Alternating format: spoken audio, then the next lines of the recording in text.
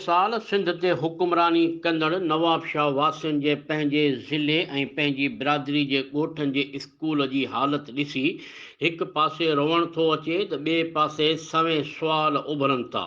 पर ही उहे सुवाल आहिनि जिन जो जवाबु न तालीम खातो ॾींदो, न को हुक्मराननि वटि इन जो जवाबु आहे। पर के आहिनि जिन काण दुनिया हले थी। इन्हनि किरदारनि मां डॉक्टर मोहम्मद सादिक सियाल आहे, जेको ग़ुलाम नबी चन्ना सां गॾु ज़िला शहीद बेनज़ीराबाद जे यूनियन काउंसिल मुरीद ख़ान ज़रदारी जे ॻोठ अब्दुल्ला जमालीअ जे government boys and girls primary school पहुतो, जिते स्कूल जे उस्तादनि मोहम्मद नवीद बुखारी ऐं सिकंदर ख़ासकेली खेन स्कूल जो दौरो करायो त ॾंदे आङुरियूं पइजी वयूं जो न बिल्डिंग, न फर्नीचर, न का शागिर्दनि जे विहण लाइ बेंच, न उस्ताद जे विहण लाइ कुर्सी,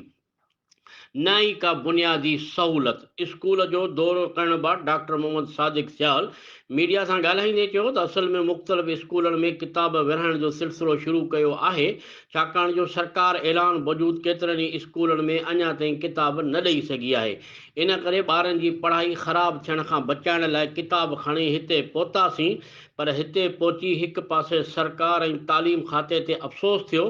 त ॿिए पासे शागिर्दनि ऐं शागिर्दियाणियुनि जे जज़्बे खे ॾिसी ख़ुशी थी, जेके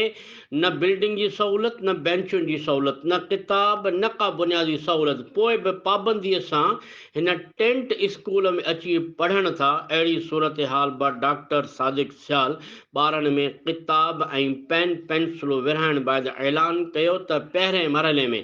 ॿारनि जे विहण लाइ बेंचूं ऐं उस्तादनि जे विहण लाइ टेबल कुर्सियुनि जो एहतमाम कयो वेंदो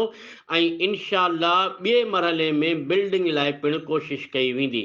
इन दौरान शागिर्दनि पारां तलावत कलाम पाक, हमदो नात ऐं दर्सी किताबनि मां हासिल कयल इल्म बाबति पिणु ॿुधायो, जेको ॿुधी ख़ुशी महसूसु कई वई। इन मौक़े ते ॻोठ जा नेक मर्द मोहम्मद सिद्दीक जमाली ऐं दीदार ख़ासकेली पिणु मौजूदु हुआ।